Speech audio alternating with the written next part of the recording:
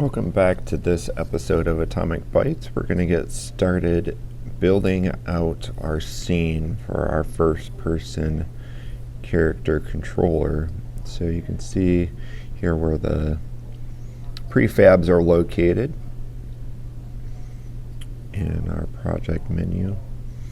And we just want to zoom out so we can see enough of our platform and our workspace so that we can put these prefabs out there where we'd like them to be. You can arrange yours however you want. I'm just giving a sample as we go through this of some of the different elements and things that you can include in your scene. They've got a number of different walls. If you want to block off the edge, you could certainly put a perimeter around the edge of your scene so that characters can't walk off. For the sake of time, I'm not going to do that in this video, but you can definitely do that. Here's the building that they have, the building structure they have, and you can put multiple of these if you want to in the scene and arrange them how you'd like. Don't forget you can rotate objects as well. We'll take a look at that in just a second with a staircase here in a second. But you can take a look at the prefabs. Again, you've got walls, you've got an environment, a bridge, a couple different staircases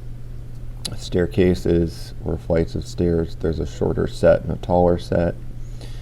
You've got a wall over to the far right in the prefabs, and then you've got a tunnel as well. So this is inserting the smaller of the two staircases, and I'm just going to rotate this around and get it into position so it's facing the other way. And then we can put a wall here to kind of help the player up the wall if you want to do that, so that they can kind of go up there and jump.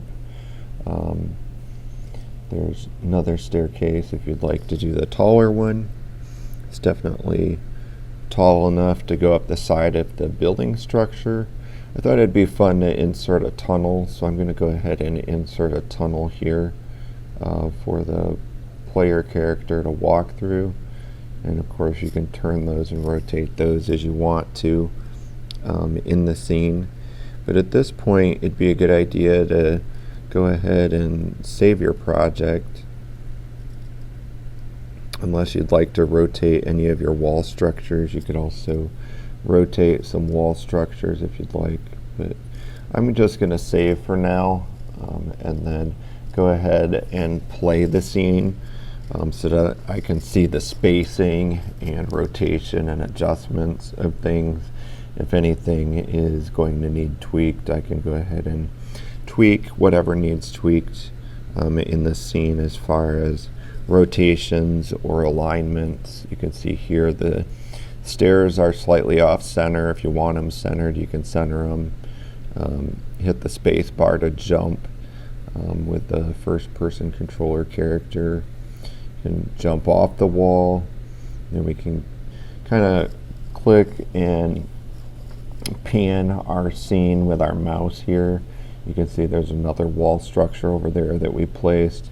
This is the tunnel up here to the right that's casting the shadow, so I'm going to hit up that way, and we'll go through the tunnel and then through the building structure so you can get a feel for that and see what you want to do with your scene. If you want to connect multiple buildings with a tunnel, you could do that, or you could put in multiple buildings, or you could put a staircase going up the outside of the building. But